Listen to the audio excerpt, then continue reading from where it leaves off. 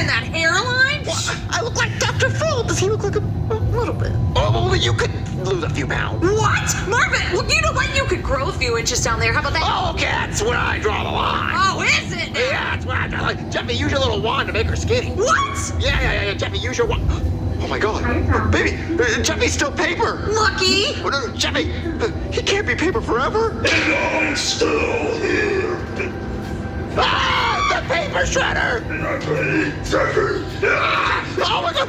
Come on, we gotta go.我哋成日講話要買新電視咧，第一時間咧，可能大家都會諗就係 OLED 呢樣嘢嘅，因為大家都覺得喂黑位靚啊，對比高啊，畫面又好有質感咁樣。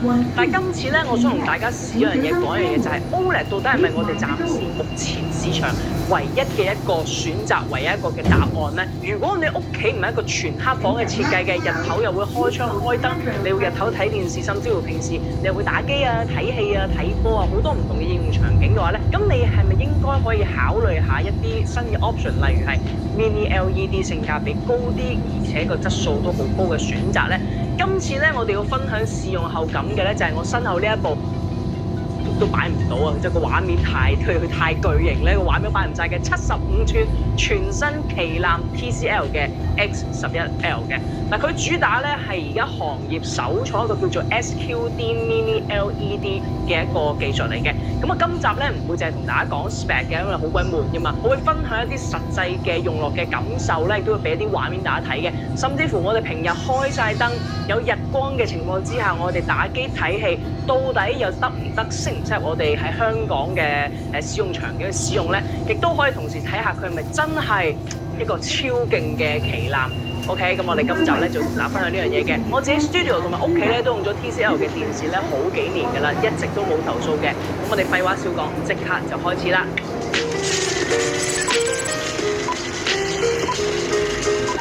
Hello， 大家好，我係布利。如果大家中意收睇一啲可以令到你好好生活嘅好產品啦、科技嘅產品啦、相機、鏡頭、屏質，或者一啲我平時去唔同地方 travel 嘅 travel vlog 嘅話咧，希望大家可以花1秒鐘嘅時間，報你 subscribe 我呢個 YouTube channel， 隔離嘅鐘仔都報你撳一撳佢，咁我新片嘅發布你就第一時間收通知㗎啦。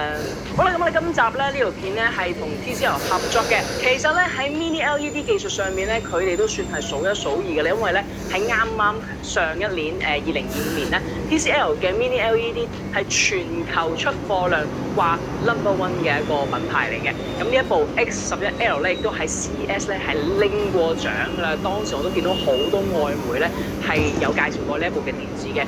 嗱，不過講真啊，我自己咧都會想用我自己最在嘅角度去睇呢一部嘅電視嘅，因為講真啦，買電視你唔係淨係睇個 spec 嘅，係要睇你自己喺屋企實際用落個畫面個場景。得唔得 ？O 唔 OK？會唔會有層次？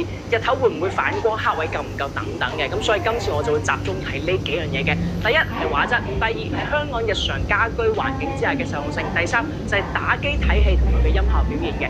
首先我哋講咗我第一眼對嘅感覺先。嗱，呢部嘢咧真係好挑薄 ，OK， 真係好有旗艦機嘅質感。佢成個嘅電視嘅機身咧，其實係等於我隻手指尾個頭咁多咁24mm 左右嘅厚度嘅啫，仲要冇咗以往後邊咧個背脊咧凸起嘅一個後機背嘅設計嘅，咁所以成部電視機咧佢底色睇起上嚟都係一個平面咁樣，非常靚仔乾淨嘅。成部機嘅設計乾淨超薄，擺屋企就好似一件好大型嘅藝術品咁啊！你睇我後邊嗰部一啲即係風景咁樣嘅話咧，其實係都幾 good fit 㗎。咁你亦都睇到啦，佢 overall 唔係嗰種好笨重嘅感覺啦。咁如果你中意電視擺出嚟係會有一個存在感嘅話咧，又唔中意太厚重、太大嚿、太厚嘅話咧。咁呢一類嘅設計咧就幾啱你啦。嗱，咁呢一個設計咧，我哋都順帶一提啦。X11L 咧係用咗一個叫做 Zero Border，近乎係零黑邊嘅設計。點解呢個零